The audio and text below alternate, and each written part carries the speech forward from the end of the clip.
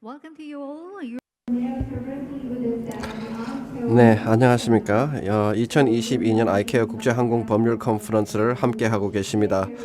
지금부터는 첫 번째 세션을 진행하도록 하겠습니다. 매 세션은 진행하시는 모더레이터 분이 계신데요. 이번 세션은 진행하면서 마지막에 질문 답변 시간도 갖도록 하겠습니다. 그래서 발표를 듣고 마지막에는 질의응답 세션이 있다는 점 말씀드리겠습니다. 그래서 나중에 질의응답 세션에서는 손을 들어주시면은 저희가 마이크를 갖다 드리는 방식으로 진행하도록 하겠습니다. 그리고 유튜브로 시청하시는 분들도 계신데요. 코멘트에 질문을 올려주셔도 됩니다. 그렇다면은 모더레이터 분이 그 질문을 보고 직접 질문을 대신해서 해드릴 수 있습니다. 그렇다면 지금부터 2022년 아이케어 국제항공법률 컨퍼런스의 첫 번째 세션을 시작하도록 하겠습니다. 첫 번째 세션은요. 이제 유경수 항공정책실 항공안전정책과장님께서 진행을 해주실 건데요. 법률 부문에서의 아이케어의 현안에 대해서 진행하도록 하겠습니다. 그렇다면 지금부터 큰 박수로 맞이해 주시기 바랍니다.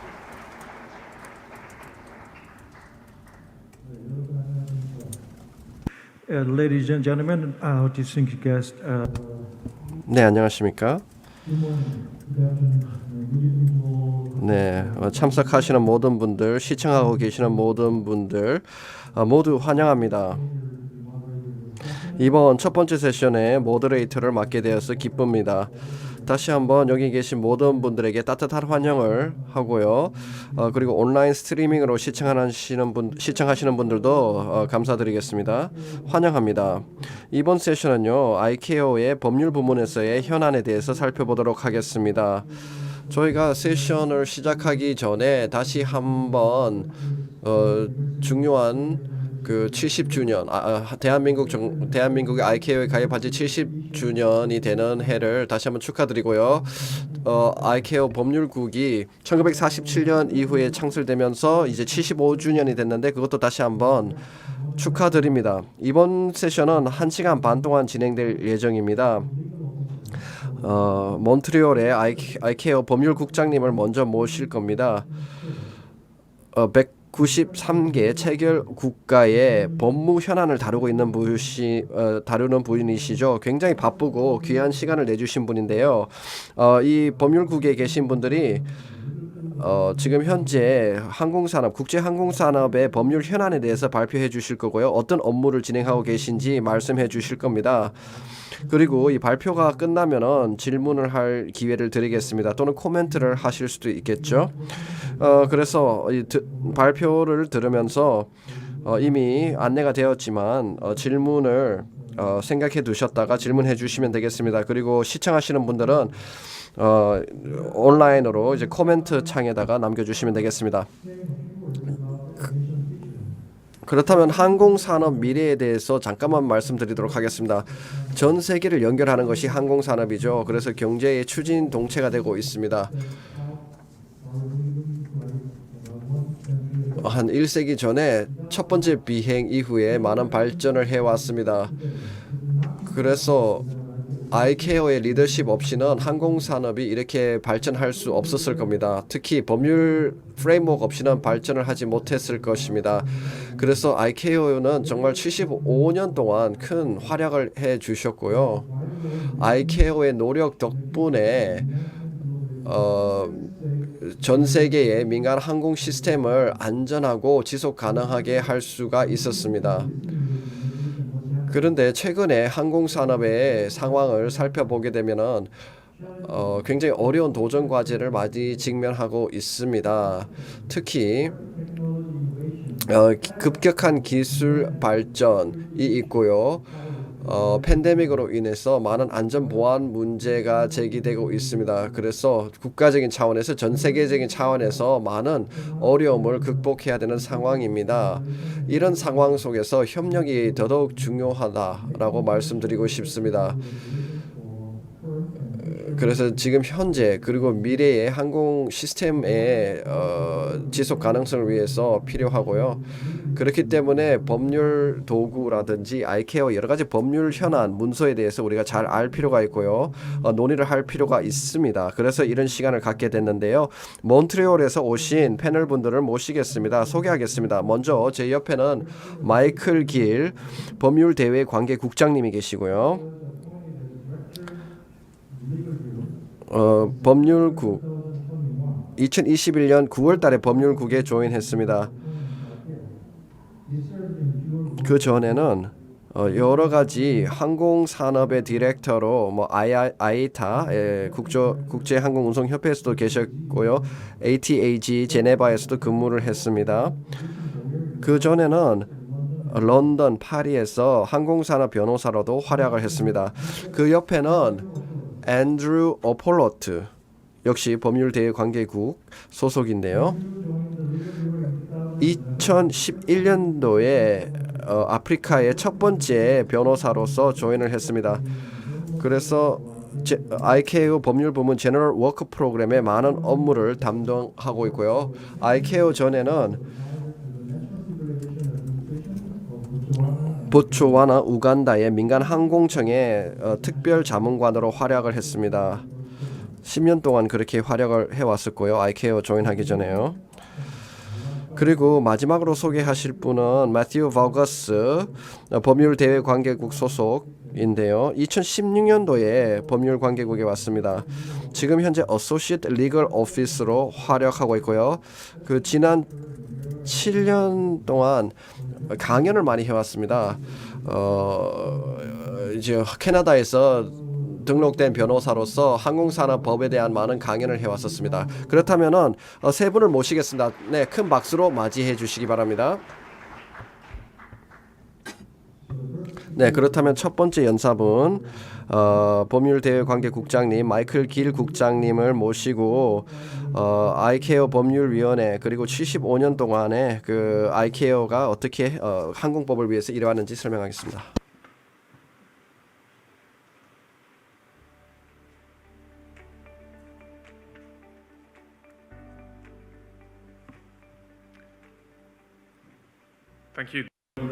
네, 감사합니다. 모더레이터님 이렇게 친절하게 소개해 주셔서 감사합니다. 내외기빈 여러분 그리고 아이카오 대표 여러분 반갑습니다. 제가 이렇게 발음을 했는데 잘했는지 모르겠네요. 제가 한국어 발음이 정확하지 않았다면 죄송합니다. 그렇지만 제가 이곳에 와서 너무나 기쁘다는 말씀을 드립니다. 서울에서 함께 흥미로운 컨퍼런스를 진행할 수 있기를 기대합니다. 그리고 또한 아이카오의 관점에서 말씀을 드리자면 우리가 이렇게 많은 사람들이 모여 있다는 것 자체를 보는 게 너무나도 기쁘고 즐거운 일이라고 생각을 합니다. 모든 또 중요하신 참가자분들과 또 중요한 주제를 함께 다루게 되었는데요. 국제 민간 법률 커뮤니티에서의 중요한 이슈에 대해서 다룰 수 있도록 하겠습니다. 그리고 실제로 이렇게 우리가 대면으로 만날 수 있다는 것이 너무나 기쁘고 또 영광스러운 일이라고 생각합니다. 이건 절대로 우리가 자연스럽게 누릴 수 있는 것은 아니었습니다. 팬데믹 때문에 그랬죠. 네, 제가 오늘 여러분들께 말씀드릴 내용을 보여드리고 있습니다. 우리가 앞으로 점진적인 논의를 이틀 동안 진행을 하게 될 텐데요. 우선 첫 번째로 여러분들께 아이카오 자체에 대해서 소개를 해드리도록 하겠습니다. 시카고 협약에 기반을 두어서 이제 구축이 된 아이카오에 대해서 설명을 드리고요. 또 아이카오의 주요 기관에 대해서 소개를 해드리도록 하겠습니다. 그리고 또한 조약과 그리고 법률과 관련된 내용에 대해서 말씀을 드릴 수 있도록 하겠습니다. 그리고 또한 몇 가지 또 세부적인 내용을 말씀을 드릴 수 있을 것 같은데요. 여러분들께서 보시게 되면 나중에 이제 슬라이드를 나중에 또 추가로 참고해서 보시게 되면 좋을 것 같습니다. 발표에서는 간략하게만 설명을 드릴 수 있도록 하겠습니다.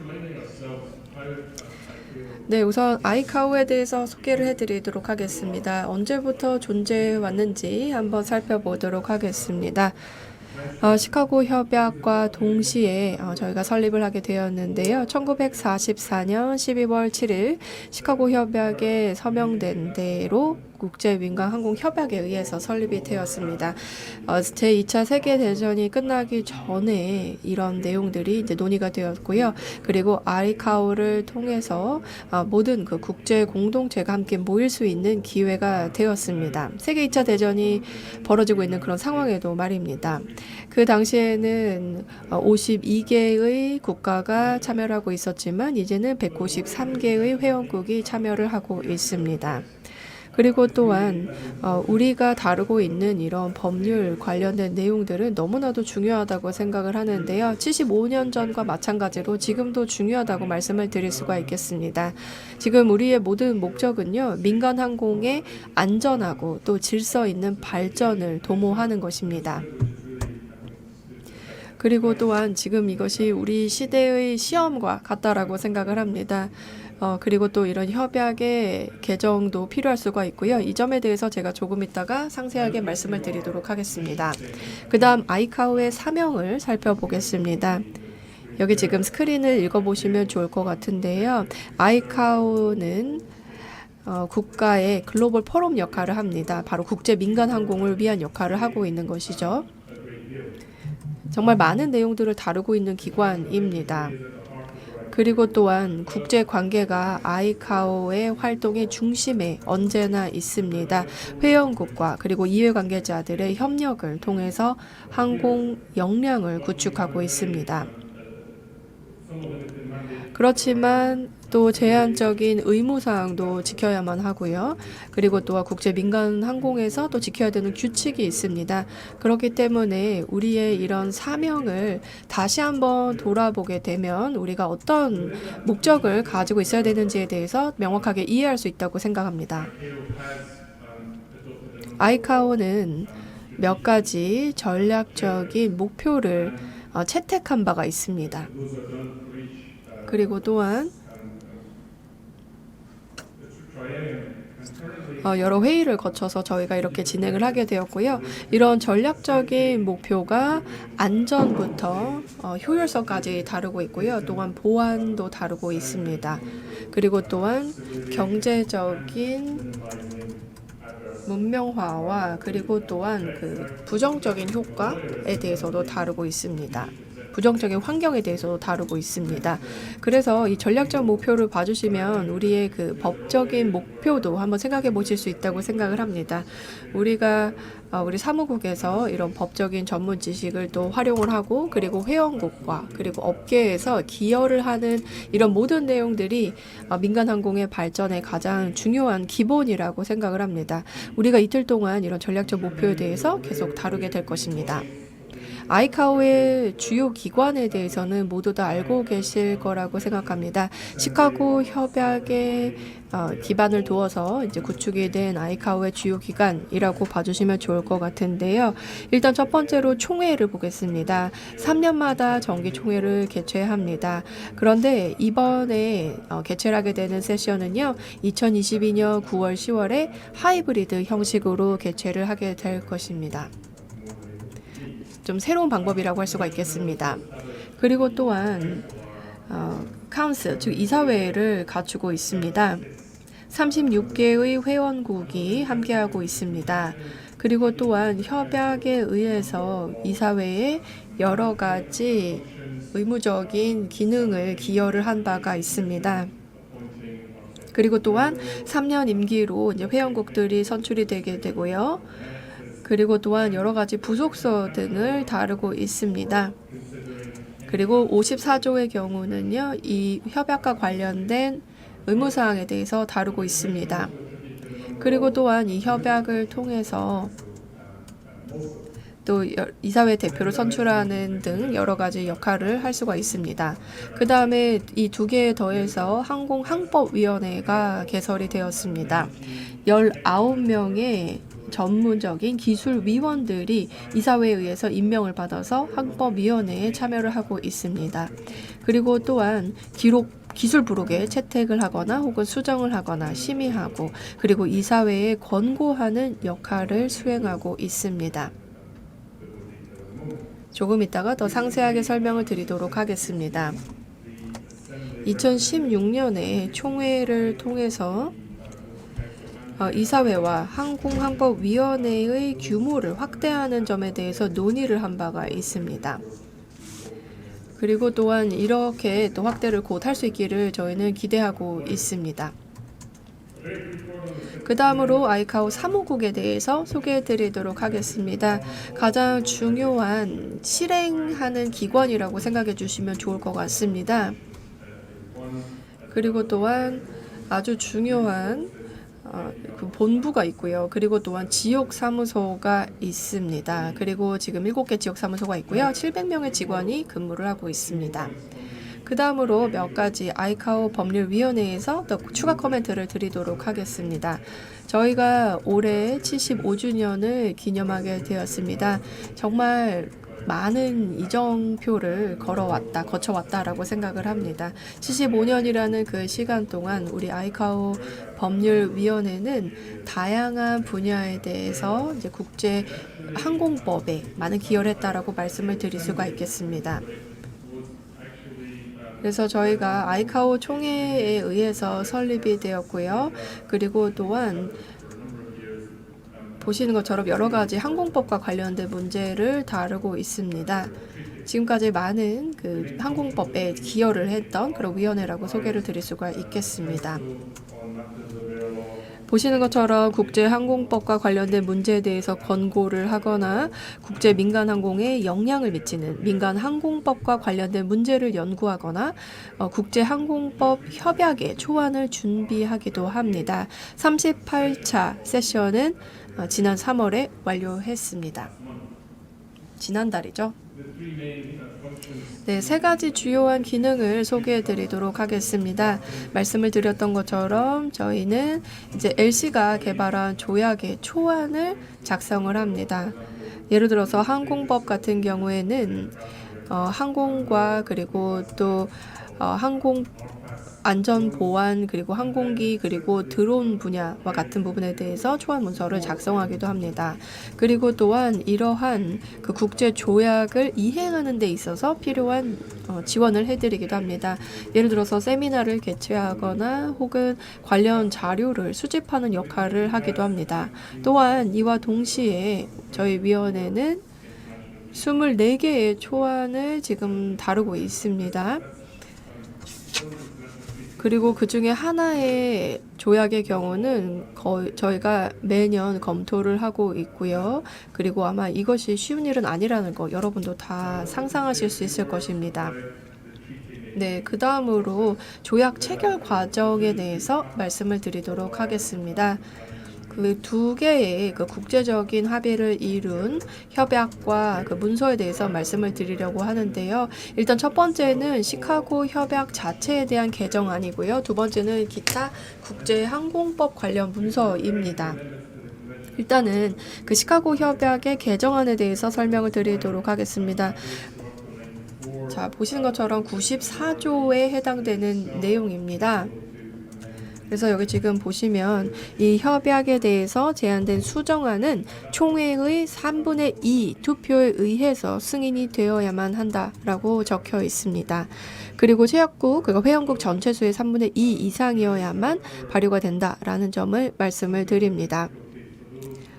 그리고 또한 이 개정안에 있어서 이제 실제로 이제 발효가 되려면 이게 쉬운 과정은 아니라고 할 수가 있겠습니다. 다시 말씀을 드리지만 그 회원국의 즉 체약국의 전체 수의 3분의 2 이상이 동의를 해야만 합니다.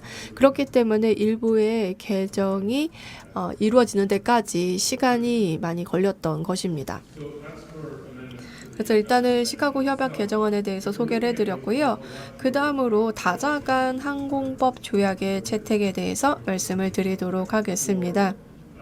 저희가 24개의 초안을 다루고 있다라고 말씀을 드렸는데요. 우선 첫 번째로 저희가 다루는 주제를 워크 프레임워크에 이제 포함을 시키게 됩니다. 그래서 여기 앞으로 조금 이따 여러분들께서 발표를 들으시겠지만 정말 중요한 내용을 다루게 됩니다. 저희가 그 회원국 간의 그 컨센서스를 구축을 해야만 진행이 될 수 있기 때문입니다. 그래야만 앞으로 더 그 법률위원회의 과정을 더 나아갈 수 있기 때문에 이런 과정이 중요하다라고 말씀을 드립니다. 그리고 또한 그 위원회의 위원이 그리고 또 총회가 그리고 이사회가 새로운 조약의 초안을 검토를 하게 됩니다. 그리고 또한 만약에 이렇게 검토가 이루어지고 만약에 합의가 이루어졌다라고 한다면 이제 법률을 다루는 법률위원회 혹은 담당국에서 혹은 또 연구 조직을 만들어서 이와 관련돼서 검토가 이루어진다라고 말씀을 드립니다. 그리고 업계에서도 이제 대표가 함께 참여를 하게 됩니다. 그리고 또한 더 연구가 추가적으로 이루어지게 될 때는 최종적인 초안이 작성이 되게 될 것이고 그리고 또 아이카오에서 검토를 한 다음에 또 외교 회의를 소집을 합니다. 그러면 외교 회의에서 이 본문을 채택하기 위한 회의가 진행이 될 것입니다. 그래서 최근에 저희가 진행했었던 그 채택 방법을 말씀을 드리고 있습니다. 몬트리올 프로토콜 2014의 경우는 이와 같은 과정을 거쳐서 채택이 되었습니다. 지금 현재는 또 다른 이제 개발 중인 조약은 없는 그런 상황입니다. 이에 대해서 이제 구체적으로 많은 논의가 이루어지고 있습니다. 그 다음으로 여기 슬라이드를 보시면 아이카오 법률위원회에서 작성한 조약을 살펴보실 수가 있습니다. 아주 다양한 리스트가 있다라고 볼 수가 있겠습니다. 보시면은 제가 방금 전에 말씀드렸던 몬트리올 프로토콜 2014는 이제 세 번째 칸 제일 아래에 있습니다. 정말 다양한 주제를 다루고 있다는 것을 보실 수가 있습니다. 예를 들어서 항공사의 책임부터 시작해서요. 항공 안전, 보안, 그리고 또 항공기 파이낸싱과 관련된 주제까지 모두 다루고 있습니다. 그리고 또한 뭐 피해 사실이라든지 혹은 지상에서의 운항과 관련된 내용, 그리고 항공 안전, 보안과 같은 것들을 다루고 있습니다. 그리고 또한 말씀드렸던 것처럼 파이낸싱 분야도 다루고 있습니다.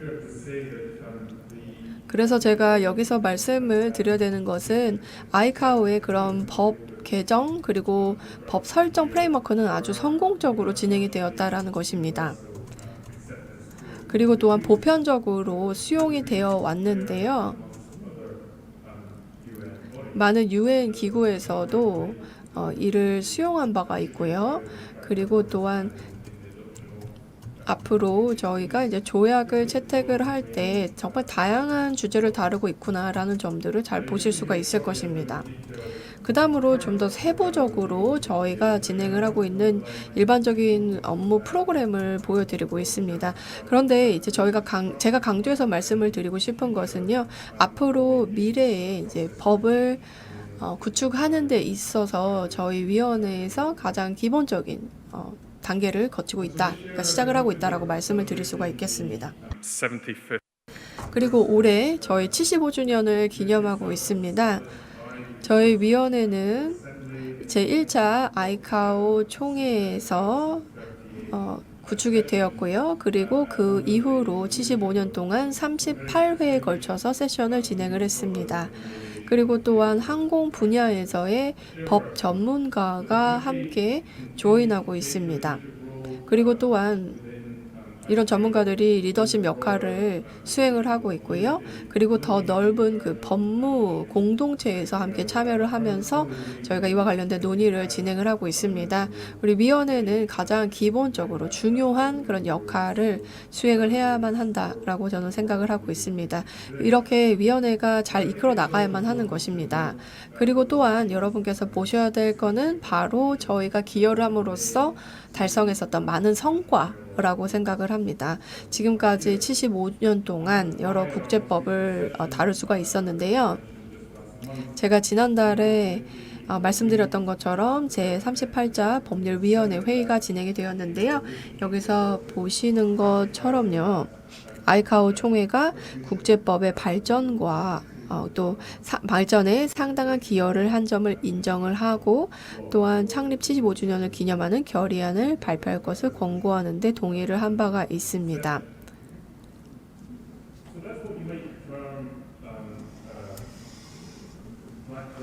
그래서 이제 국제항공법 그리고 또한 국제조약을 채택을 하는 데 있어서 이런 과정을 거쳤다라고 봐주시면 될 것 같고요. 그 다음에 또 하나 아주 중요한 분야가 있습니다. 그래서 소개를 해드리려고 합니다.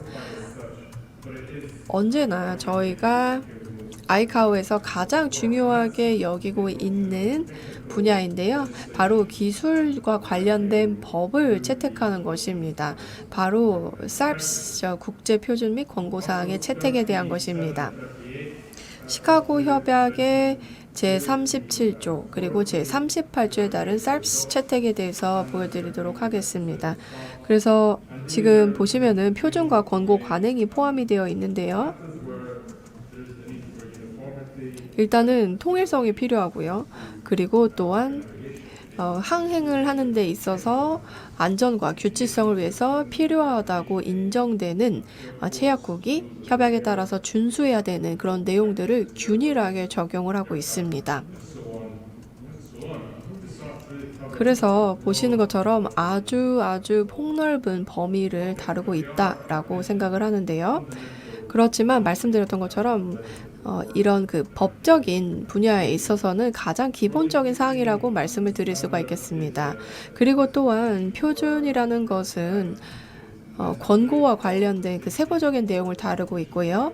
안전과 효율성 그리고 또 항행의 규칙성을 위해서 바람직한 것으로 인정이 되고 그리고 또 체약국이 협약에 따라 준수하기 위해서 노력해야 될 모든 사항들이 권고 관행이라고 봐주시면 되겠습니다. 여기 이번 슬라이드를 보시면요. 19개의 부속서가 준비된 것을 보실 수가 있습니다. 지금까지 채택된 것이고요. 그 다음에 지금 정말 수많은 SARPS와 관련된 그런 전략 그리고 또 권고사항이 제시가 되어 있는 그런 상황입니다. 여기 슬라이드를 보시면 SARPS 채택하는 과정을 보여드리고 있는데요. 특히 이제 국가 간의 항공회담을 개최를 하거나 혹은 아이카오와 회의를 개최하는 경우가 있는데요. 그렇게 공동으로 제안을 하거나 논의를 하는 그런 과정이 정말 중요하다라고 말씀을 드릴 수가 있겠고요. 이를 통해서 이제 이사회가 SARPS를 채택하고 협약의 부속서로 지정을 하게 되어 있습니다. 그리고 또한 법적인 전문 지식이 가장 중요하다라고 말씀을 드릴 수가 있겠습니다. 그래서 저희 그 동료들의 경우는요. 그 사무국에서 함께 협력을 하면서 이제 SARPS와 관련돼서 많은 검토를 하고 있는데요. 그리고 또 교통국에서도 마찬가지입니다. 저희가 이런 그 과정에 대해서도 이제 잘 지키기 위해서 노력을 하고 있고 SARPS 채택을 하는 데 있어서 그리고 프레임워크 구축을 하는 데 있어서 많은 지원을 하고 있습니다. 그래서 저희가 아주 중요한 역할을 하고 있고 그리고 또한 그 내부의 그 아이카오 법을 채택하는 데 있어서 컨설테이션을 진행을 하거나 그리고 또 실행을 진행할 수 있게 하는 그런 여러 가지 논의를 지원을 한다라고 말씀을 드릴 수가 있겠습니다. 그리고 또한 법 전문가들의 역할이 여기에서 너무나도 중요하다라는 말씀을 드립니다. 마지막으로 말씀을 드리기 전에요. 몇 가지 좀 더 첨언해서 소개를 해드리고 싶은 것이 있는데요. 아이카오의 글로벌 항공 교육 프로그램에 대해서 말씀을 드리고 싶습니다. 저희가 지금 현재 국제 항공법과 관련된 교육 프로그램을 제공을 하고 있습니다. 저희가 볼 때 그 민간 항공과 그리고 또한 법 공동체에서 보았을 때 혹은 또 그보다 더 넓은 업계에서 필요하다고 생각하는 내용들을 교육을 통해서 제공을 하고 있습니다. 보시는 것처럼 다양한 항공법과 관련된 주제를 다루고 있습니다. 그래서 나중에 제가 또 보여드리겠지만요. 어떤 주제를 다루는지 봐주시기 바랍니다. 그리고 또 슬라이드 파일을 봐주시기 바랍니다. 슬라이드 파일에 보시면 저희가 올해 진행하게 되는 교육 세션을 보실 수가 있습니다. So let me conclude, ladies and gentlemen. 네, 그 다음으로 결론을 말씀드리겠습니다. 오늘 이렇게 여러분 앞에서 첫 번째 발표를 할 수 있게 되어서 매우 기쁘게 생각을 합니다. 그리고 또한 아이카오의 특히 법적인 분야에서의 중요한 역할에 대해서 소개를 해드릴 수가 있었고요. 그리고 또 예를 들어서 법 구축부터 시작을 해서 조약, 개정, 그리고 SARS 채택과 관련된 내용들을 설명을 드렸습니다. 그 다음으로 이 아이카오는 앞으로도 계속해서 국제항공법 분야에서의 새로운 발전의 최전선에 있어야 한다고 생각합니다. 우리가 앞으로 이틀 동안 여러 가지 논의를 하게 될 텐데요. 이제 법 전문가들이 앞으로 수행해야 될 중요한 역할이 있다라는 점을 다시 말씀을 드립니다. 경청해 주셔서 감사합니다. Thank you, Mike. Very informative presentation. 네, 감사합니다. 아주 정보를 많이 전달을 해주시는 그런 발표를 해주셨습니다. 그리고 또한 아이카오의 맨데이트와 관련된 여러 가지 경험도 공유를 해주셨고요. 그리고 또한 아이카오의 워킹 시스템에 대해서도 설명을 해주신 점에 대해서 감사 인사드립니다. 그리고 또한 국가에서 그 제도화하는 그 역할을 하고 계신 분들에게 좋은 참고가 될 것 같습니다. 많은 분들께서 이제 법 분야에 몸을 담고 계시고, 뭐 예를 들어서 교수님이시거나 혹은 뭐 테크니컬 엑스퍼트라든지 많은 전문가분들이 계신 것으로 알고 있는데요. 이 아이카오의 그 다큐멘테이션 과정과 모두 다 관련이 있을 것 같습니다. 어떤 종류이든지 간에 그 규제 정보 그리고 또 자료라고 생각을 합니다. 그렇기 때문에 각국과 그리고 또 정부들이 이런 그 규제 문서를 작성을 하고 만들 때 참고를 하실 수 있을 것 같습니다. 그리고 또한 그 워킹 프로세스와 그 시스템을 더 잘 이해한다면 많은 도움이 될 것이라고 생각을 합니다. 감사합니다. Speaker is Mr. 네, 다음 연사분은 앤드루 어폴롯입니다. 제38자 법률위원회의 결과 보고 그리고 41차 아이케오 총회 준비 상황에 대해서 발표를 해주실 겁니다. 모시겠습니다.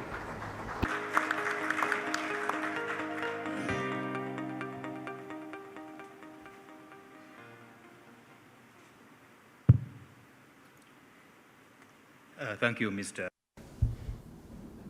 네, 좌장님 감사합니다. 유경수 과장님. 그리고 오늘 여기 직접 참석하신 분들 반갑습니다. 그리고 전 세계에서 시청하고 계신 분들도 반갑습니다. 저는 몇 년 전에 그러니까 2015년이네요. 그때 한국에 왔었습니다. 그때도 발표를 할 기회가 있었고요. 다시 이렇게 한국을 찾아뵐 수 있는 기회가 얻어져서 감사하게 생각하고 있습니다.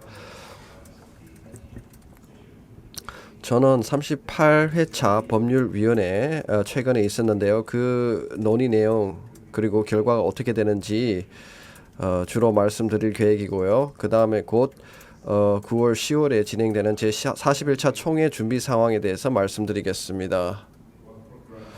그리고 리걸 커미티의 워크 프로그램 관련해서 여러 가지 배경 지식을 드리겠습니다. 어떻게 이런 안건들이 상정이 됐는지, 그리고 이런 안건들의 핵심이 무엇인지, 그리고 지금 현황이 어떻게 되는지 이렇게 보고를 드릴 예정입니다.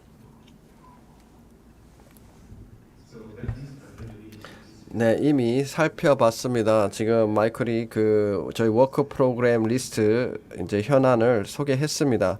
지금 현재 법률위원회에서 다루고 있는 안건들인데요.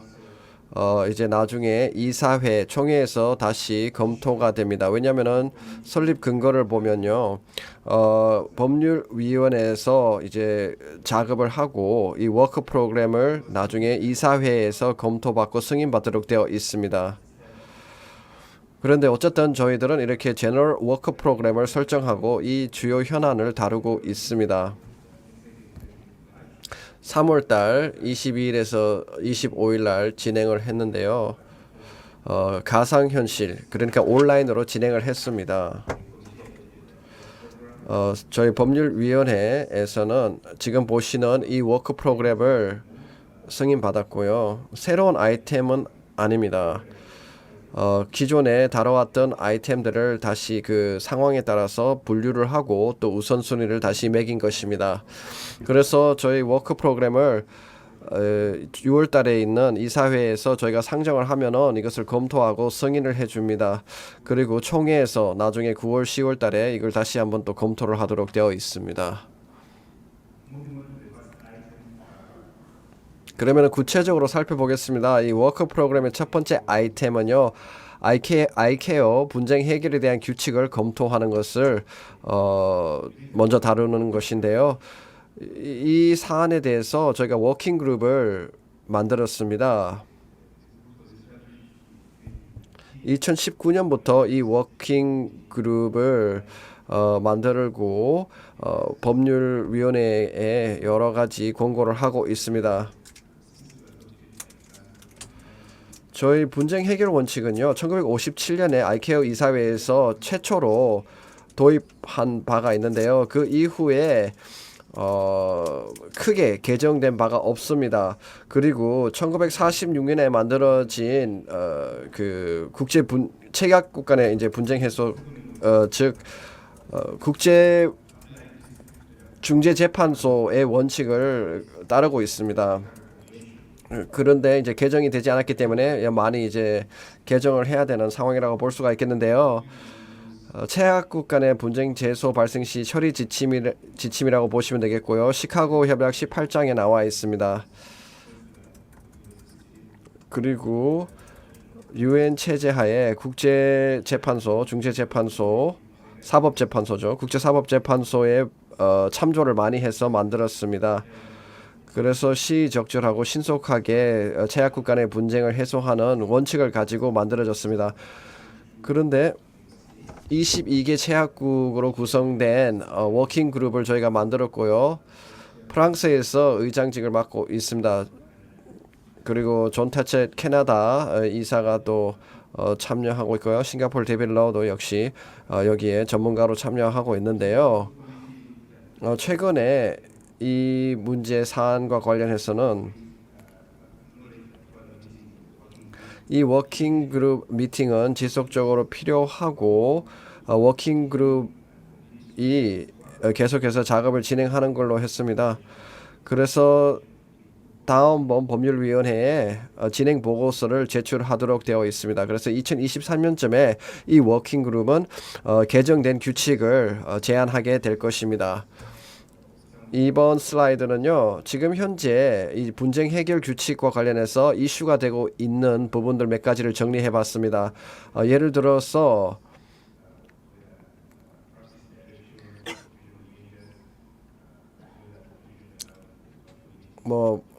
버추얼 미팅에 대한 조항이라든지 이런 부분들도 저희 규칙에 들어가야 될 것 같고요. 그 다음에 분쟁 해결, 아이케어에서 분쟁 해결 원칙에 대해서 내일 또 더 자세하게 살펴보겠지만요. 여러 가지 이런 조항들을 저희가 개정하고자 하는 것입니다. 그 다음에 두 번째 저희 워크 프로그램 아이템은요. 무인 항공계의 법적인 사안에 대해서 입장 정리를 할 필요가 있습니다. 특히 민간 항공에 통합하는 문제와 관련해서 어떻게 할 것인지 이 부분에 대해서 법적인 검토를 하고 있습니다. 저희 법률 대외 관계국은요. 이 사안이 처음 제기됐을 때 2013년도에 무인 항공기와 관련된 사안이 처음 제기됐을 때 이제 작업을 시작했습니다. 그래서 법률위원회는 이것을 상정을 받고 이 원격 조정 항공기에 대해서 이제 워크 프로그램으로 채택할 것인가를 논의를 했습니다.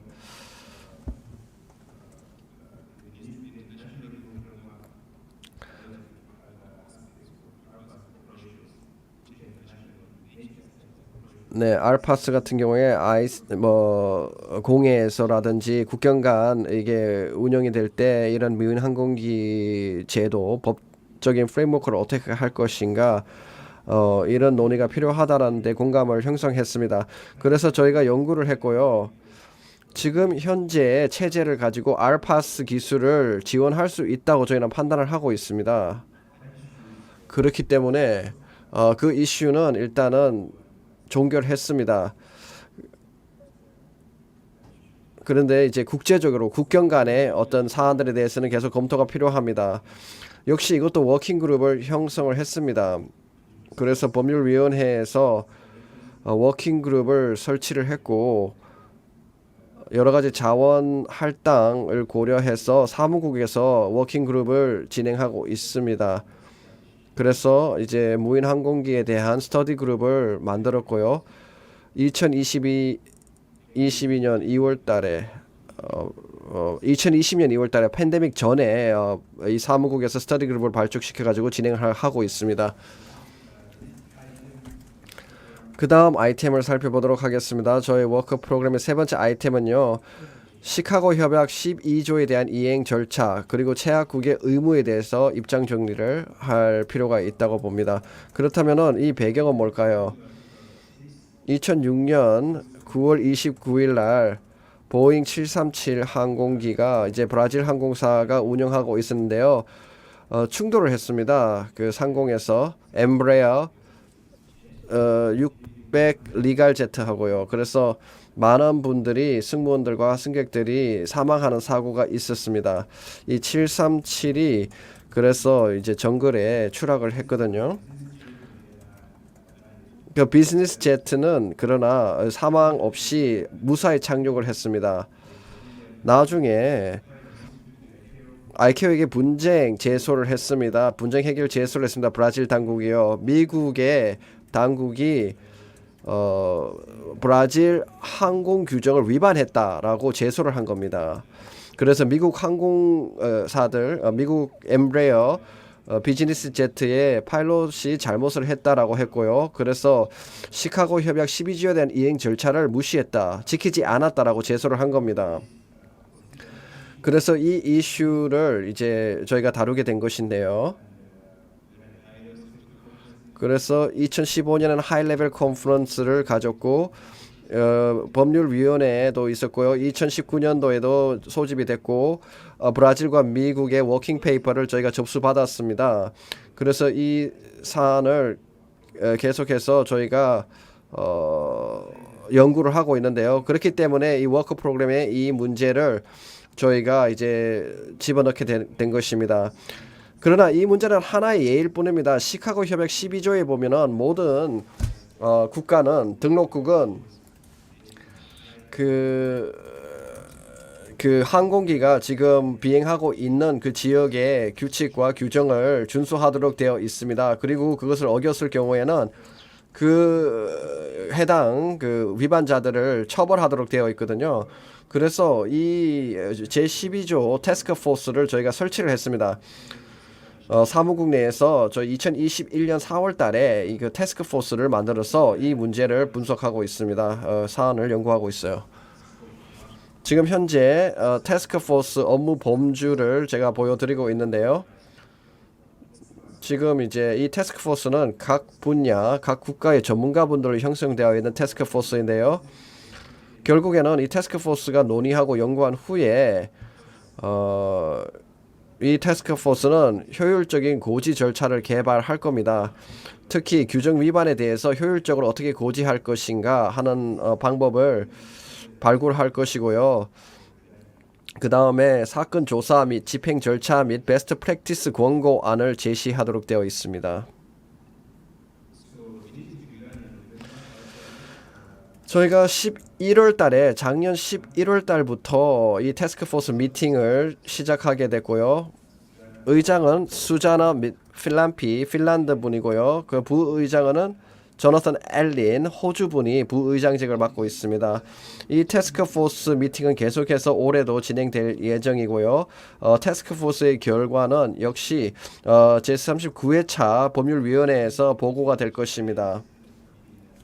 지금 현재 이 이행의 어려움, 지금 이 12조를 이행하는 데 있어서 가지고 어려운 점들을 여기 제가 나열했습니다.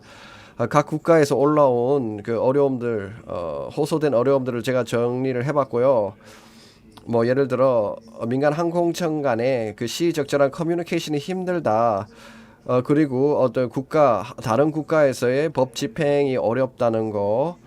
그리고 실제로 규정을 위반했다는 사례를 커뮤니케이션 받는 시점이 너무 늦다라는 거. 뭐 기타 등등. 그리고 항공사가 이미 그 항공기가 그 해당 국가를 벗어났을 때 그 처벌이나 법 집행을 하지 못하는 어려움들, 기타 등등 어려움들이 있고요. 그 다음에 공해 또는 지정된 공역 연공에서의 위반을 어떻게 처벌할 것인가, 이런 부분들이 논의 대상이 되고 있습니다.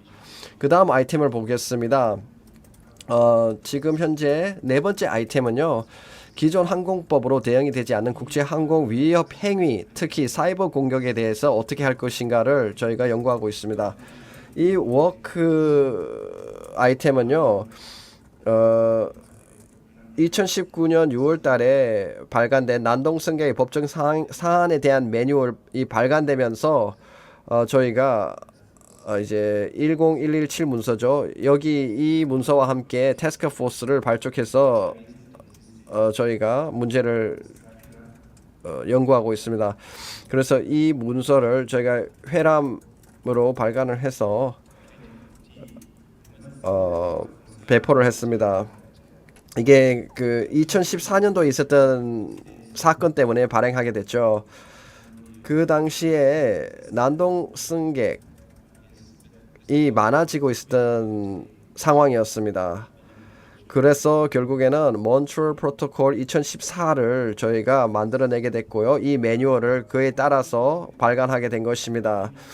그리고 특히 요즘은 팬데믹 때문에 계속해서 이제 사건이 발생하고 있습니다. 언론에서도 많이 보셨을 겁니다. 난동 승객과 관련해서 특히 공중보건 규칙들이 생겨나면서 특히 마스크를 착용해야 되는 그런 의무 조항들이 생겼는데요. 일부 승객들이 거기에 반항하거나 거부하는 경우들이 많았습니다. 그래서 승무원과 승객 간의 어떤 대치가 많았던 상황이 사실입니다. 그래서 카트도 역시 여기에 대해서 연구를 하고 권고 내용을 제시하기도 했습니다. 기존 프레임워크가 충분한가 하는 의문이 제기되기 시작했습니다. 특히 요즘 팬데믹 으로 인해서 난동 승객이 더 많아지고 유형도 다양화해지는 상황에서 다시 검토를 하게 됐는데요. 카트 첫 번째 버전에서 그 권고 내용을 얘기하고 있습니다. 일반적으로 법적인 프레임워크는 충분하다. 그러나 각 국가가 이제 국가법을 다시 한번 검토할 필요가 있겠다라고 권고를 했습니다. 그래서 코로나19 보건 규칙과 관련해서도 역시 그 난동 승객의 처벌이라든지 제재와 관련해서 충분한지에 대해서 검토하라는 지시가 있었습니다. 그런 권고 지시가 있었습니다. 여기에 대해서도 나중에 더 자세한 얘기를 하게 될 겁니다. 그 다음에 특히 이 아이템 4번과 관련해서는 사이버 공격에 대해서 그 사이버 위협에 대한 프레임워크가 필요하다. 그래서 적절하게 대응할 수 있는 프레임워크를 만들어야 한다는 또 취지로 논의가 이루어지고 있습니다.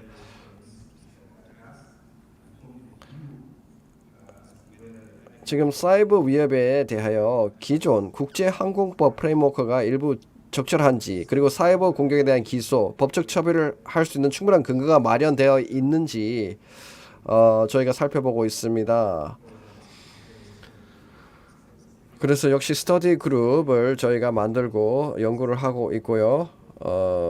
1차적으로 최근 법률위원회에 그 결론을 발표했었습니다. 결국에는 우리가 보고받은 바 지금 현재 2010년 베이징 협약 같은 경우에 최근에 그런 법률적인 프레임워크는 충분한 근거를 마련하고 있다라고 우리는 보고 있습니다. 뭐 일부 조율할 필요도 있겠죠. 뭐 용어 정리라든가 뭐 예를 들어 사이버 공격의 유형, 수단 뭐 어떤 것인가, 어떤 기기, 어떤 무기 또는 어떤 뭐 힘을 가해서 진행하는 것인지에 대한 뭐 정의라든지 용어 정리가 필요한 부분도 있고요. 그리고 나중에 또 더 자세하게 논의가 되겠지만 충분히 설명되지 않는 뭐 상황들 어떤 정의를 충분히 하지 못한 그런 사이버 공격의 유형이나 상황들이 있거든요. 그런 것들은 더 기술적으로 자세하게 할 필요는 있을 것입니다. 그래서 저희 ICAO에서 사이버 시큐리티 패널을 설치를 했고요. 항공보안위원회에 보고를 하게 되어 있습니다. 이 아이템도 역시 나중에 제가 다시 말씀드리겠습니다. 내일 제가 이 사이버 공격에 대해서는 더 자세한 발표를 준비하고 있습니다. 그 다음에 국제항공법규의 비준을 촉구하고 있다라는 점을 말씀드렸습니다. 24개의 법률 인스트루먼트가 지금 채택이 됐고요.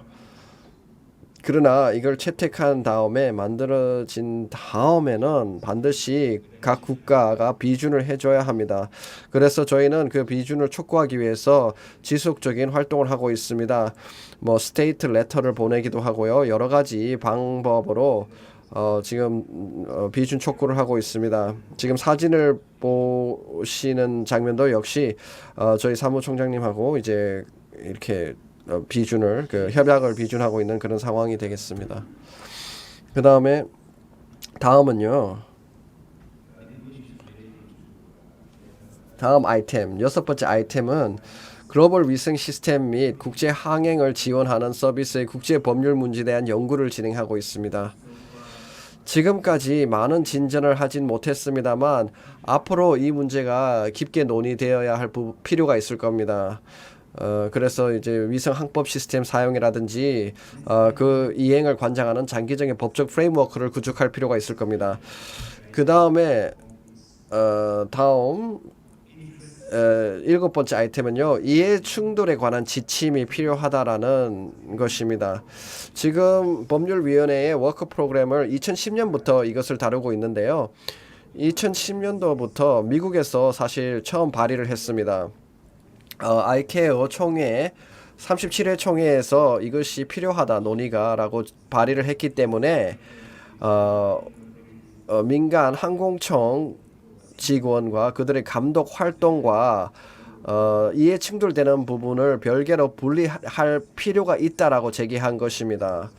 왜냐하면 규제 당국자 감독으로서의 역할이 있는데 그 감독 역할을 절충할 만한 어떤 충돌 관계에 있는 이해가 있다면은 이제 차단해야 된다는 것이죠. 그렇다면은 무슨 얘기냐? 이 이해 충돌이 되는 게 뭐냐라고 여쭤본다면은 여기에 나와 있습니다. 뭐 제가 이제 다 읽지는 않겠습니다. 그런데 뭐 예를 들어 이런 상황들이 되겠습니다. 예를 들어 뭐 민간 항공기구의 사무총장이라고 생각해 보십시오. 또는 민간 항공청장이다.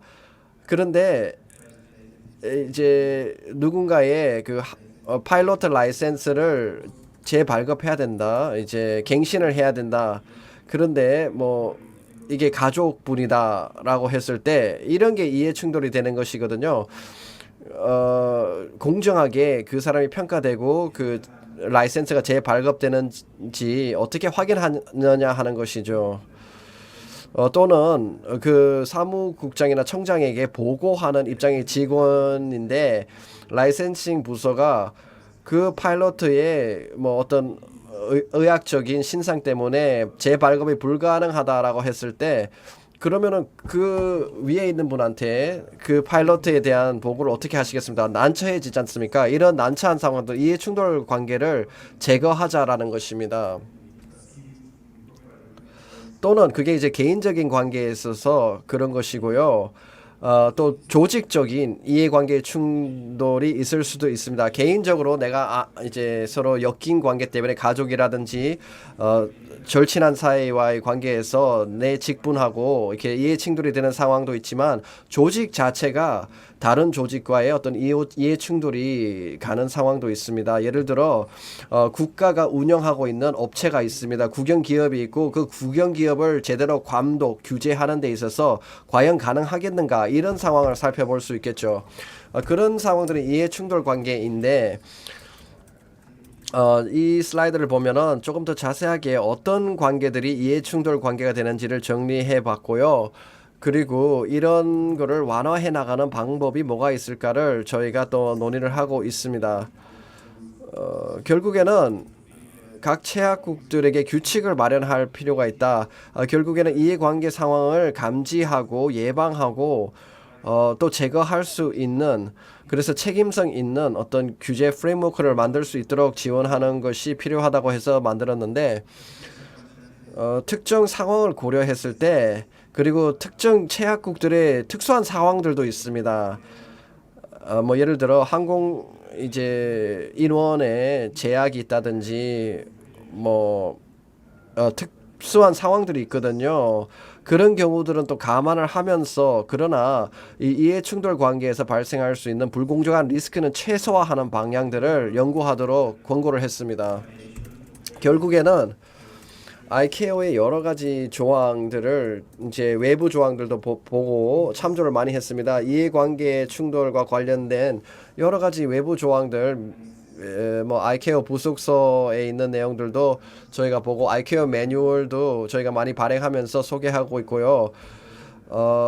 도권 0047 같은 경우에도 그 감독 관리와 관련된 매뉴얼이거든요. 거기에도 역시 이해관계 충돌 상황을 어떻게 예방할 수 있는지 상세하게 소개하고 있습니다. 예를 들어 국가 규제 기관이 항공산업 뭐 항공사와 직접 뭐 지분이 있는 경우에 어떻게 해야 되느냐 이런 부분들 다 상세하게 저희가 어떻게 처리하는 거 좋은지 다 소개를 하고 있습니다. 그래서 민간 저희 이제 그 협약에 민간 항공법에 또 이 조항을 두고 있습니다. 예를 들어 장관이 뭐 직접 이해관계 충돌이 있는 자를 뭐 임명할 수 없다라고 명시를 한다든지 이런 규정들도 있습니다. 그 다음 아이템 8번째는요. 이게 마지막이고요. 저희 워크 프로그램에서 지금 다루고 있는 마지막 아이템인데요. 시카고 협약 제21조의 이행에 관한 것입니다. 역시 태스크포스가 발족이 되어 가지고 연구를 진행했고요. 이 태스크포스의 결과를 보게 되면 이런 부속서 7의 항공기 등록 및 국적 기호에 대한 표준안을 저희가 만들었어요. 샘플을 만들었습니다. 항공기 등록 취소 증명서 표준안이거든요. 왜냐하면은 우리가 등록을 하지만 항공기를 만약에 이 항공기 소유를 이전할 때 등록 취소 증명서는 없었거든요. 그래서 항공기 등록 취소 증명서 같은 경우에 이 그동안의 공백이었는데 이제 그 갭을 저희가 메꾸었습니다. 그래서 한 국가에서 다른 국가로 그 소유권이 이전됐을 때 원활하게 이루어질 수 있도록 이런 샘플, 이런 표준안을 만들었습니다. 자, 이제 마지막으로 제41차 ICAO 총회에 대해서 어떻게 준비하고 있는지 말씀드리겠습니다. 저희 법률위원회의 보고서는 이제 나중에 총회에 보고가 됩니다. 하이브리드 형식으로 진행된다고 말씀드렸고요. 올해 9월 10월 달에 개최가 됩니다. 그래서 제가 지금 발표한 내용들 이런 내용들이 41차 총회에 보고되고 그 승인을 받게 됩니다. 이 저희 워크 프로그램은 계속해서 살아있는 문서입니다. 이 계속해서 검토가 되고 계속 개발되는 문서 작업이라는 점을 다시 한번 말씀드리면서 마치겠습니다. 감사합니다. 네, 앤드루 감사합니다. 시간을 잘 지켜주셔서 감사합니다. 지금 조금 지연되고 있는데요. 바로 다음 발표를 진행하도록 하겠습니다. 뭐 앤드루는 지금 현재 법률위원회에 논의되고 있는 주요 현안들에 대해서 말씀해 주셨습니다. 지금 우리가 직면하고 있는 도전 과제들, 우선 과제들에 대해서 발표해 주셨습니다.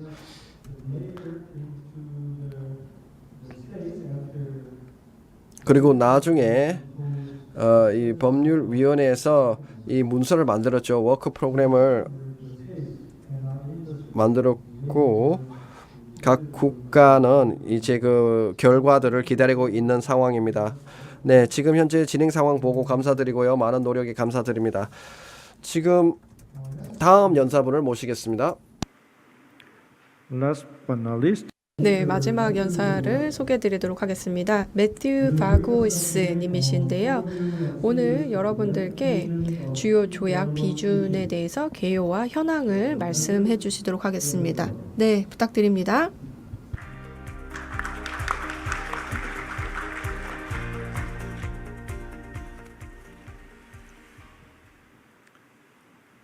So good morning to all. 네, 여러분 안녕하십니까? 오늘 이렇게 중요한 컨퍼런스에 오게 되어서 매우 기쁘고 또 영광스럽게 생각합니다. 한국의 국토교통부 측에게 초대해 주신 점 감사 인사드립니다.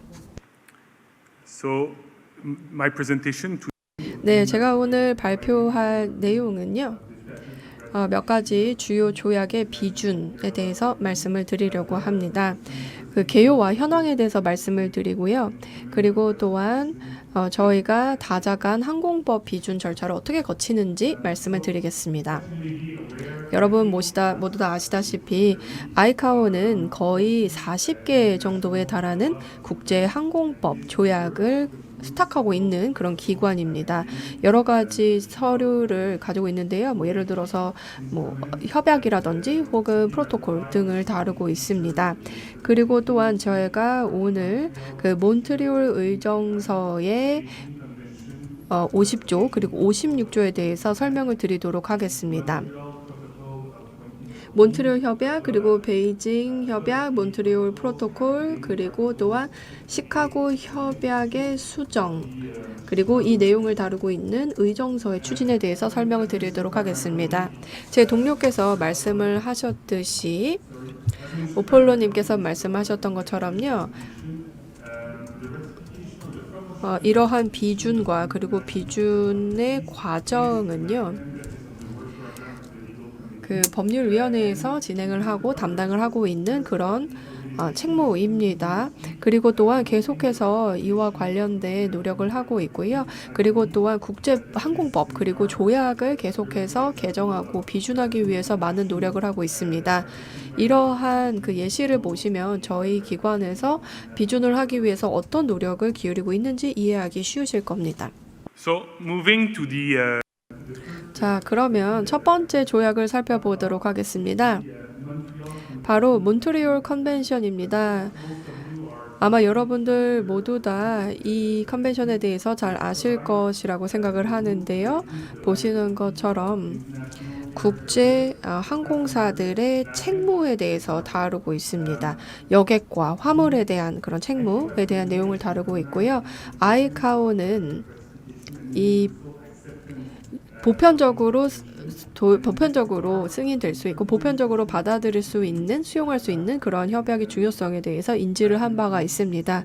그래서 2016년에 레졸루션을 통해서 즉 결의안을 통해서 이 몬트리올 협약의 비준 그리고 비준에 대해서 추진을 하고 그리고 개정에 대해서 비준을 하기 위해서 많은 노력을 기울였고요. 2022년 4월 1일을 기준으로 137개 회원국이 비준을 한 바가 있습니다. 그리고 또한 여기 이 협약에 포함이 되어 있는 그 책무에 대해서 계속 말씀을 드리도록 하고요. 그리고 2019년에 저희가 정기적으로 검토를 한 다음에 어떤 내용들이 개정이 되고 비준이 됐는지 말씀을 드리도록 하겠습니다. 아시다시피 몬트리올 협약의 경우는요. 여러 국가 조약에 대한 내용들을 포함을 하고 있습니다.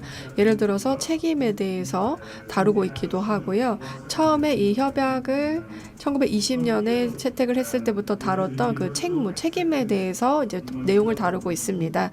몬트리올 협약을 모두 다 수용을 하게 되면서 이런 그 책임과 관련된 내용들을 각각 다루게 되었고요. 전 세계적으로 활용이 되게 되었습니다. 그리고 복잡성이나 혹은 혼란성이나 이런 것들이 있었는데 어떤 체제가 중요한 그 여객이나 화물 카테고리를 다루는지 이런 복잡성 같은 문제를 해결하기 위한 것이다라고 봐주시면 되겠습니다. 그 다음으로 제가 말씀을 드리고 싶은 것은요. 베이징 인스트루먼트입니다. 그래서 지금 보시는 것처럼 이 베이징 의정서의 경우는요. 그리고 또 이 협약의 경우는 총회 결의안 A39-10에 의해서 이제 소명을 하고 비준할 것을 촉구되었다라고 봐주시면 되겠습니다. 이 조약의 목적은요, 바로 그 법적인 프레임워크의 현대화라고 할 수가 있겠습니다. 그리고 다양한 행동에 대해서 그리고 또 위협에 대해서 다루고 있는데요.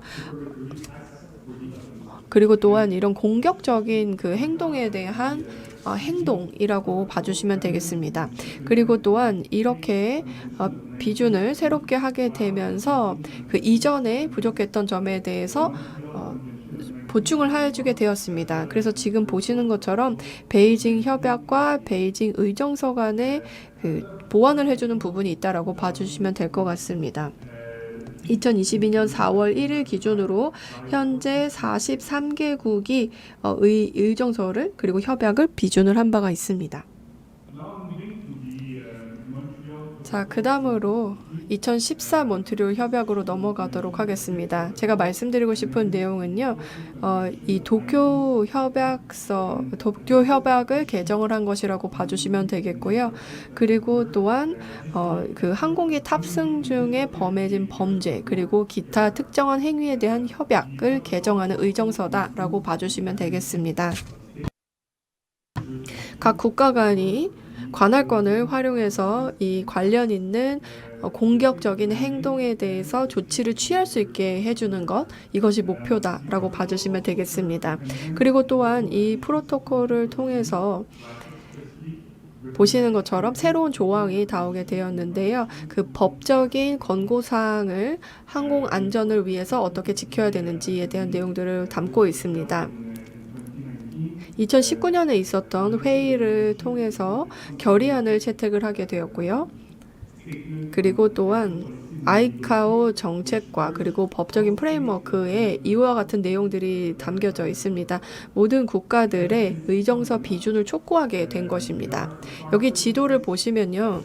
26개 회원국이 지금까지 비준을 한 바가 있고요. 그리고 2020년 1월부터 이제 발효가 되었습니다. 그 다음으로 2016년 의정서의 50-A조와 56조 수정에 대해서 말씀을 드리도록 하겠습니다. 시카고 협약이고요. 그리고 길님께서 말씀하셨던 것처럼 39 세션에서 이제 다루게 되었습니다. 39 세션에서 지금 보시는 것처럼 시카고 협약의 50-A조와 56조의 수정 개정에 대해서 승인한 바가 있습니다. 그리고 또한 뭐 예를 들어서 지금 이사회의 총 그 의원 수를 위원회의 위원 수를 36명에서 40명으로 늘리는 내용들이 포함이 되어 있고요. 그리고 56조 같은 경우는 항법위원회의 위원의 수를 19명에서 21명으로 늘리는 내용들이 포함이 되어 있습니다. 2022년 4월 1일 기준으로 70개국이 이 두 가지 의정서를 비준한 바가 있습니다. 그리고 또한 128개의 비준이 더 추가적으로 필요합니다. 발효를 하기 위해서 그렇게 필요한 상황이고요. 그리고 지금까지 이제 받아서 접수한 그 숫자는 이렇다라고 봐주시면 좋을 것 같습니다. 그리고 또한 이제 비준을 하기 위해서 많은 노력이 기울여지고 있는 그런 상황입니다. 그 다음 슬라이드를 보시면 아태 지역에서 7개국이 지금 현재 아이카오 이사회에 있다는 점을 말씀을 드리고요. 그리고 이 프로토콜이나 혹은 시카고 협약의 50-A 그리고 56조를 발효를 하게 된다라고 하면요. 발효를 하게 되면 이제 그 위원회의 그 의석이 늘어나게 되고요. 그렇게 되면 아태 지역의 그 이사회 회원국이 더 추가적으로 많은 역할을 할 수 있다라는 의미가 되겠습니다. 지금 보시면은 오른쪽에 아이카오 카운슬의 멤버십이 지역별로 나누어져 있거든요. 그리고 하나 더 말씀을 드리자면 이 카운슬, 그 이사회에 만약에 선출이 된다라고 한다면 아주 직접적으로 아이카오 일에 참여할 수 있는 그런 혜택을 누릴 수 있게 됩니다. 그리고 제가 말씀을 드렸던 것처럼 이 프로토콜이 지금까지 70개국에서 비준을 한 바가 있고요. 그리고 또 언제 발효가 될지에 대해서 예측을 하기는 쉽지가 않은 그런 상황입니다. 개정이 50-A조에 의해서 이루어진 것은 1990년이었고요. 그리고 프로토콜이 비준되기까지는 13년이 걸렸습니다.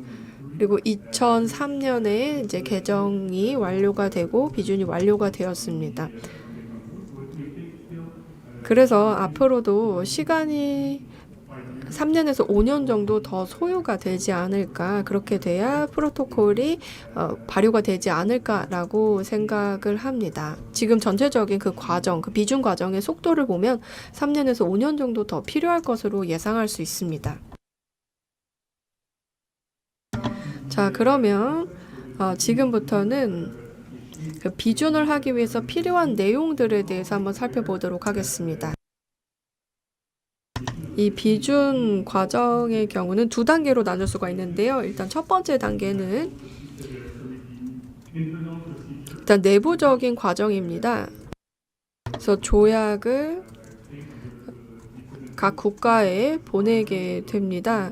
그리고 또한 이 국가에서는 이 내용에 대해서 파악을 해야 되고요. 그리고 두 번째 단계는 이제 국제적인 과정이라고 설명을 할 수가 있겠는데요. 국가들이 이 내용에 대해서 파악을 한 다음에 이제 통보를 해야 합니다. 그리고 또한 이 조항에 대해서 이제 통보를 해야만 합니다.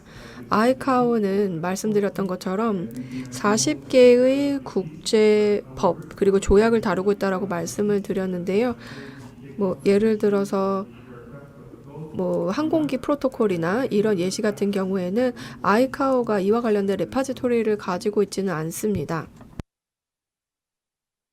그래서 간단하게 말씀을 드리겠습니다. 시간 관계상 가장 중요한 부분만 말씀을 드리자면요.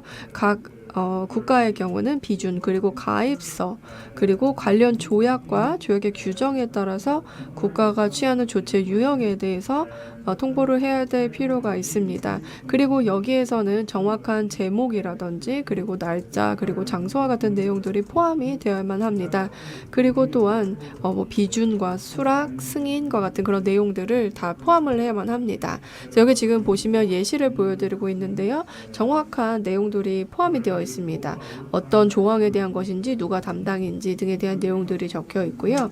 그리고 날짜도 적혀 있습니다. 그렇기 때문에 모호한 표현이 있어서는 안 된다라는 점을 말씀을 드리고요. 그리고 또한 그 조약을 통해서 이제 이에 대해서 이제 신뢰를 가지고 행동을 취하겠다라는 내용을 명확하게 밝혀주셔야만 합니다. 그리고 또한 보시는 것처럼 그 최고 담당자죠.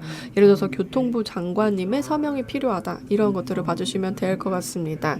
그리고 또한 만약에 이제 이렇게 작성을 했는데 이제 아이카오에게 제출을 한 그런 문서가 충분하지 않다. 그럴 경우에는 다시 비준하는 과정이 시간이 더 필요하게 될 것입니다. 그렇기 때문에 여러분께서 이런 인스트루먼트를 작성을 해서 제출을 하기 전에 아주 조심스럽게 봐주셔야 되고요. 꼭 필요한 내용들은 꼭 포함을 시켜주셔야만 합니다. 그 다음으로 제가 아이카오의 웹사이트를 하나 소개해 드리려고 하는데요. 그 비준 과정에 있는 국가들이 지원을 받을 수 있는 지침에 대한 내용들을 포함하고 있습니다. 여러 가지 자료가 있는데요.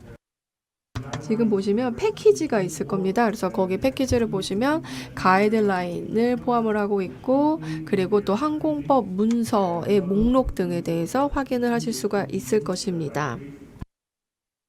그래서 어떤 자료를 그리고 인스트루먼트를 이제 디파짓 하고 싶을 때는 언제나 여기를 확인해 주시면 될 것 같습니다. 그 다음으로 이러한 그 항공법 문서와 관련해서 함께 참여하고 있는 그런 아이카오 회원국의 현황을 나타내는 그런 양식들도 포함이 되어 있습니다. 그 다음으로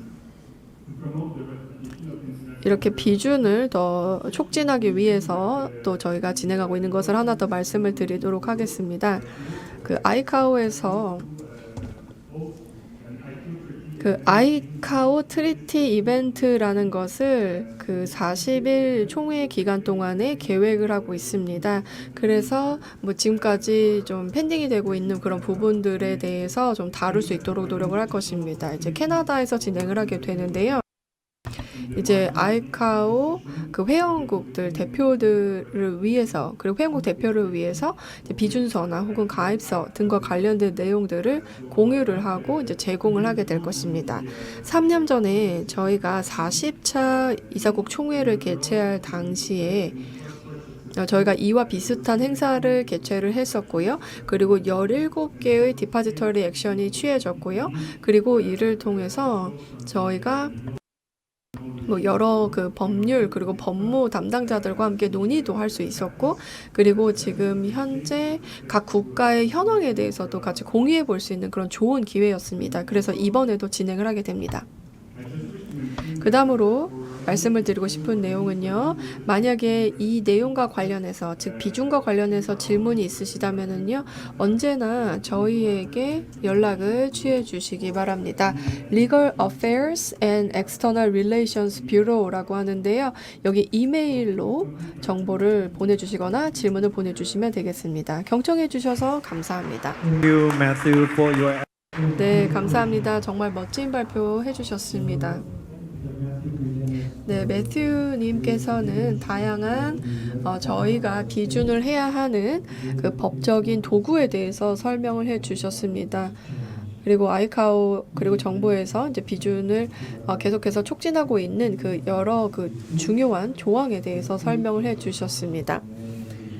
그리고 또한 그 위원회와 그리고 또 항법위원회에서 진행을 하고 있는 점에 대해서도 말씀을 해주셨는데요. 그 시카고 협약의 일부이죠. 그래서 이렇게 발표를 잘 해주셨습니다. 질문을 한번 받아보도록 할 텐데요. 세션 1이 여러분 그 규제 당국 전문가들 혹은 기술 전문가분들에게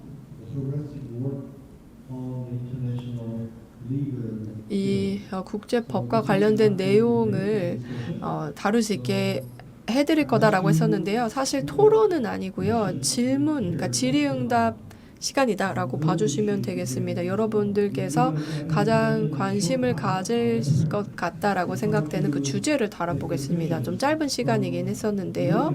일단은 청중분들로부터 질문을 받아보도록 하겠습니다. 만약에 발표에 대해서 질문이 있으시다면 혹은 관련된 주제에 대해서 질문이 있으시다면 손을 들어주시기 바랍니다. If you put up your hands, the staff. 네, 손을 들어주시면 저희가 마이크를 전달해 드리도록 하겠습니다.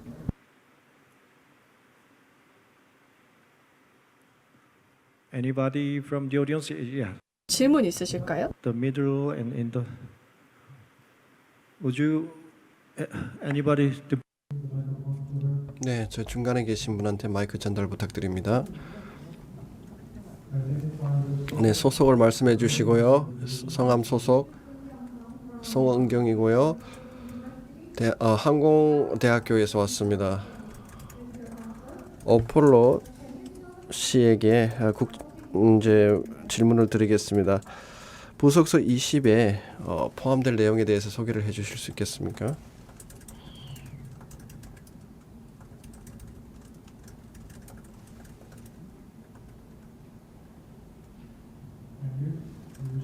네, 앤드류 혹시 답변해 주시겠어요?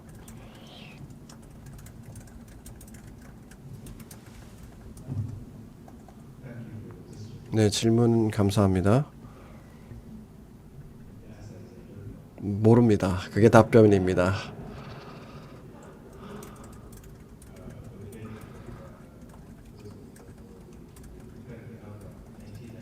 지금 부속서 19까지 있거든요. 저희가 그래서 지금 마지막 부속서가 16번 부속서에 이제 추가된 사항인데요. 뭐 지금 여러 가지 주제 열띤 토론을 진행하고 있고요. 그리고 나중에는 그것이 부속서로 만들어질 수도 있겠지만 부속서 20이 탄생할 수도 있을 수 있습니다만 지금 뭐 그것을 알 수는 없습니다. 그러면은 제가 이 질문을 드리겠습니다. 사이버 공격 또는 사이버 위협에 대한 부속서를 만들 계획이 있을까요? 지금 현재 그 사이버 공격에 대해서는 이게 뭐 난동 승객에 대한 규정에 포함될 것 같습니다. 그리고 그는 부속서 17에서 다루어지고 있거든요. 그렇기 때문에 4.9 표준이 있기도 합니다. 거기에 보면은 그런 난동 승객이라든지 항공을 위협하는 행위에 대해서 이제 그 사이버 유형에 대한 공격도 어떻게 대응하는지에 대한 조항도 있긴 있습니다. 지금도. 네. 네, ICAO의 부속서 제도에 대한 질문을 해주셨습니다. 새로운 기술이 발전하면서 이제 기존 시스템, 새로운 플레이어, 새로운 시스템, 새로운 기술이 발전할 때 어떻게 현재의 법적인 프레임워크에서 수용할 것인가, 뭐 부속서를 또는 표준을 새로 만들어야 하는가 하는 질문인데 ICAO는 이미 오래전부터 검토하고 고려하던 부분인 것 같습니다. 그렇다면은 혹시 다음 질문하실 분 계신가요? 제가 저 뒤에 보이네요. 뒤쪽으로 마이크 전달 부탁드리겠습니다. Thank you. 네, 감사합니다. 네, 제 질문은요. 마지막 연사분이셔 마틸님께 드리도록 하겠습니다. 우선은 왜 이 비준 과정이 왜 이렇게 시간이 오래 걸리나 이게 궁금하거든요.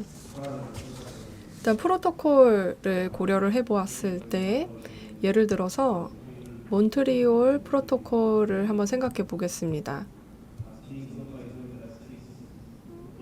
지금 26개 국가만 비준을 했다라고 했는데요. 이 프로토콜의 중요성을 고려해 보았을 때 어떻게 해야 이 비준을 더 수월하게 만들 수 있을까요? 감사합니다.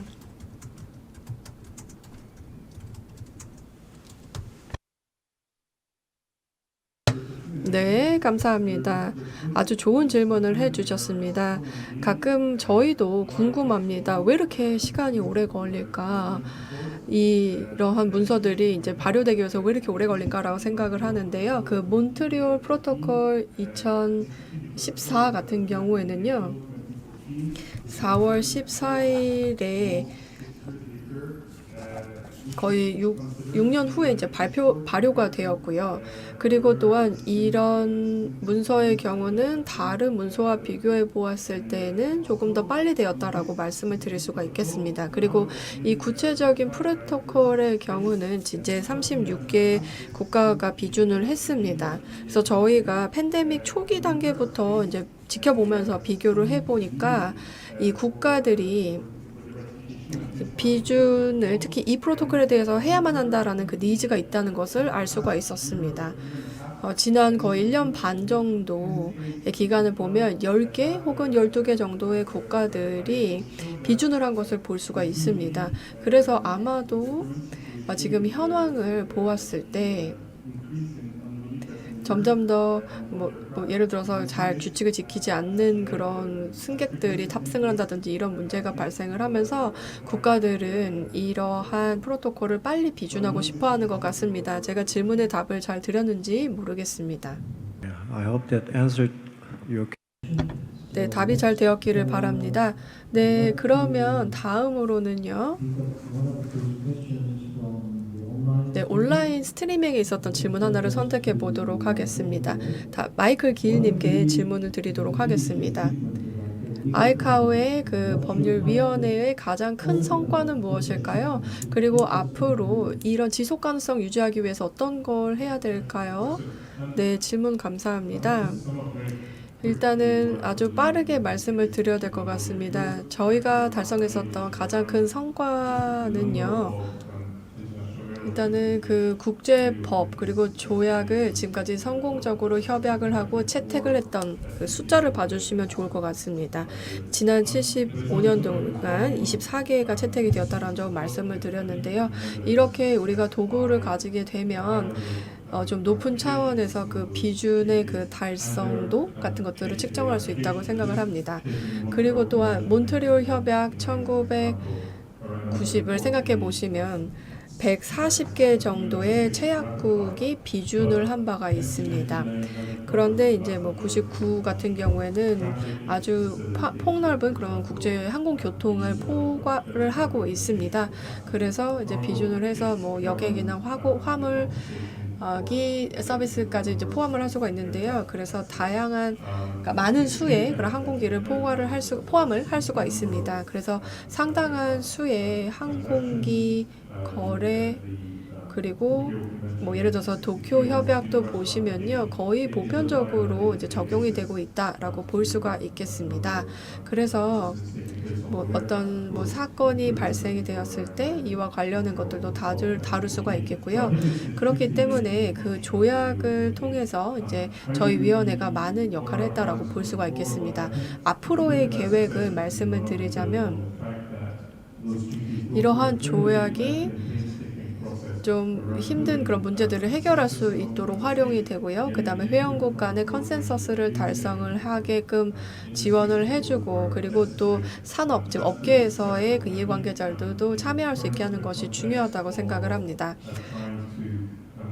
그리고 또한 그 포스트 팬데믹, 즉 팬데믹 이후에 저희가 그 항공 분야가 이제 회복을 할 때 더 중요한 역할을 하게 될 것이라고 생각이 됩니다. 일단은 그 컨센서스 빌딩을 하는 데 있어서 중요한 역할을 할 것이라고 생각이 듭니다. Thank you, Mike. It'll be helpful. 네, 감사합니다. 답변 감사합니다. 그렇다면은 여기 청중에 질문을 마지막으로 하나 받아보도록 하겠습니다. 네, 그 옆에 계신 남자분 계신데요. 네, 감사합니다. 저도 마이클에게 질문을 드리도록 하겠습니다. 협약을 만들 때 먼저 그 협약을 이제 초안을 만들어내고 뭐 논의를 한 다음에 이걸 만들어내야 되잖아요. 문서를. 그 다음에 그 문서가 만들어지면은 협약 문서가 만들어지면은 그것을 최소 인원이 이제 찬성해야지 발효가 되고요. 그 다음에 나머지 국가들이 비준을 하는 절차가 있습니다. 그런데 이게 오래 걸린단 말이죠. 거의 이 협약이 만들어진 다음에 모두가 채택하고 비준하는데 굉장히 오랜 시간이 걸립니다. 물론 ICAO에서 비준 촉구도 하고 있고 많은 노력을 하고 있는데요. 혹시 ICAO에서 조금 더 할 수 있는 일이 없을까요? 지속적으로 각 국가가 비준할 수 있도록 또 이런 많은 국제적인 조약, 법 조약들을 사람들이 채택할 수 있도록 국가들, 이해관계자들이 채택해서 발효할 수 있도록 조금 더 가속화시킬 수 있는 방법이 없을까요? 예를 들어 몬트리올 의정서 2014년도 이게 정말로 필요한 협약이거든요. 이거 아직도 많은 회원국들이 이제 비준을 안 하고 있습니다. 아직도 일부 국가만 채택하고 비준하고 있거든요. 그렇기 때문에 이걸 조금 더 가속화시키고 추진할 수 있는 방법은 없을까요? 네, 아주 좋은 질문입니다. 역사적으로 봤을 때 이미 많은 비준이 이루어진 조약들이 있습니다. 협약들이 많이 있거든요. 제가 소개한 바와 같이. 그런데 시간이 많이 걸리는 것은 사실입니다. 비준을 하고 또 발효되는데 시간이 걸립니다. 많은 정부들이 일하는 방식이 그렇다고 생각합니다. 각 국가의 책임자들이 다르고 프로세스가 다 다릅니다. 그리고 각 부처나 기관 내에 이제 뭐 직책도 바뀌고 사람들도 바뀌고 교체되기도 하고 그렇지 않습니까? 그것은 어쩔 수 없습니다. 그것은 뭐 그냥 일의 순리가 그런 겁니다. 그런데 ICAO에서는 최대한 이런 이제 협약들이 만들어지면은 비준이 될 수 있도록 많은 노력을 하고 있습니다. 촉구 활동을 하고 있고요. 여기에 계신 많은 분들이 또 책임을 갖고 있습니다. 우리가 이것을 도입하고 채택해서 끝나는 것이 아니라 회원국들이 물론 이제 각 국가에서 이거 공식으로 비준을 해줘야 되는 것이 맞습니다. 그렇게 해줘야 되는데요. 저희는 총회 결의안을 통해서도 계속해서 회원국들에게 강조하고 있고요. 이번에도 그런 행사를 가질 계획입니다. 이번 총회에서도 각 국가가 이런 협약들을 비준할 수 있도록 촉구 결의안을 또 이제 낼 계획이 있습니다. 그래서 그런 식으로 계속해서 노력을 하고 있고 경각심을 올리고 있고 정치적인 의지가 표명될 수 있도록 합니다. 그리고 저희 이제 이사회장님이라든지 사무총장님도 각 국가를 돌면서 각 국가 대표들을 만나서 이 협약들의 비준을 촉구하고 있습니다. 그런 많은 노력을 하고 있는데요. 그러나 모든 이해관계자들, 모든 관련자들이 책임을 갖고 최대한 각자의 위치에서 이 프로세스를 가속화시킬 수 있는 노력들을 해줘야 한다고 생각합니다. 감사합니다. 네, 마이클 감사합니다. 시간 내에 잘 답변을 해주셔서 감사합니다. 지금은 시간이 없어서 이제 마무리를 해야 되는데요. 마지막으로 제가 마이클에게 질문을 마지막으로 드리도록 하겠습니다. Legal expert. 네, 많은 그 법 그리고 또 기술 전문가들이 아이카오와 시카고 협약이 새로운 기술은 어떻게 수용할 수 있을까에 대해서 궁금해하고 있습니다. 뭐 예를 들어서 항법 시스템에 있어서 말이죠. 그래서 하나 여러분들께 말씀을 드리고 싶은 게 있는데요. 그 시카고 협약의 그 프레임워크가 굉장히 유연한 상태라서 기술적인 그리고 사회 경제적인 그리고 지리적인 변화에 75년 동안 잘 유연하게 대처를 했었거든요. 그런데 지금 좀 긴급하게 개정을 해야 되는 그런 니즈는 없을까요? 그런데 지금 현재 상황을 보시면 완전히 새로운 기술들이 등장을 하고 있습니다. 그래서 앞으로 10년 후를 내다보았을 때, 뭐 예를 들어서 뭐 알패스라든지 혹은 뭐 에어택시라든지 혹은 자동화 기술 그리고 슈퍼소닉 항공기와 같은 것들이 등장을 하게 될 것입니다. 그래서 지금 이런 항법 시스템에 새로운 기술들이 등장을 하게 될 것이고 아이카오 부속서와 그리고 시카고 협약에 의해서 이제 지원을 할 수가 있어야 될 것입니다. 그래서 이런 상황을 보았을 때 그 지금 현재 형태의 표준 시스템을 가지고는 지원을 해주기가 쉽지 않을까라는 생각이 듭니다. 그런데 그 기술적인 혁신을 보았을 때 아주 정말 빠르게 진행이 되고 있거든요. 현실이 되고 있습니다. 그렇기 때문에 만약에 오늘 계신 청중분들께 리걸 뷰로의 디렉터로서 어떻게 말씀을 하실 수가 있을까요? 어떻게 아이카오가 이런 새로운 기술 혁신에 앞으로 10년 동안 대응을 하게 될까요? 네, 아주 좋은 질문 해주셨습니다. 간단하게 말씀을 드리자면요, 이제 앞으로 이제 발표를 진행하면서 더 말씀을 드리겠지만요, 아이카오가 이런 신기술에 어떻게 대응하는지 차차 말씀을 드릴 수 있도록 하겠습니다. 그래서 일단은 말씀을 드리면 일단은 그 75년 동안의 그 조약을 잘 이제 진행을 해왔지만 앞으로 계속해서 업데이트를 하는 것은 필요합니다. 그래서 일단은 충분한 그런 유연성이 있기는 하다고 생각을 합니다. 그래서 저희가 이제 협약 자체에 대해서도 유연성이 있을 것이고 그리고 또 그 기술 부속서를 채택함으로써 또 유연하게 대응을 할 수도 있을 것입니다. 그래서 좀 새로운 그 도전 과제를 맞닥뜨리고 그리고 이제 적응을 할 수 있도록 노력을 할 수 있을 것입니다. 시카고 협약이 채택이 되었을 때는 이제 국가들이 보았을 때 그 민간 항공 분야나 그리고 민간 항공 그 공동체에서 이제 환경적인 변화를 주목을 해야만 했었습니다. 그래서 그런 도전 과제들을 보면서 저희가 뭐 부속서를 추가적으로 채택을 한다든지 그렇게 진행이 되었습니다. 그래서 지금 말씀하신 새로운 그 기술에 대한 도전 과제도 향후 10년 동안 이제 부속서를 통해서 또 대응을 할 수 있을 것이라고 생각을 합니다. 그래서 일단 시카고 협약이나 혹은 새로운 조약을 뭐 개정하거나 새롭게 만들거나 그러기보다는 NX를 통해서 하겠다 말씀을 드립니다. To conclude our 네, 그렇다면은 이번 세션을 마치도록 하겠습니다. 세 분의 발표자분들 훌륭한 발표 다시 한번 감사드리고요. 청중분들도 좋은 코멘트와 질문을 해주셨습니다. 그래서 열띤 토론에 대해서 모든 분들에게 다시 한번 감사의 말씀을 드리겠습니다. 네, 다시 한번 다 같이 박수로 이 발표자분들, 패널분들에게 감사드리는 시간을 갖겠습니다. 네, 감사합니다. 이렇게 해서 첫 번째 세션을 마치도록 하겠습니다. 감사합니다. 네, 감사합니다. 그리고 좌장님께도 이번 세션을 순조롭게 잘 진행해 주신 점에 대해서 박수 부탁드리겠습니다. 네, 고맙습니다. 아이케오의 역할, 특히 법적 문제에 대해서 갖고 있는 역할에 대해서 생각해 볼 좋은 기회가 됐다고 생각합니다. 그래서 국제항공 산업에 있어서 그리고 국제항공 질서를 위해서 아이케오에 많은 노력하는 상황들을 볼 수가 있었습니다.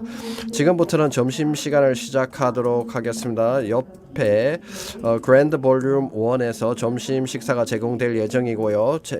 점심 식사 후에 다시 두 번째 세션을 진행하겠습니다. 감사합니다.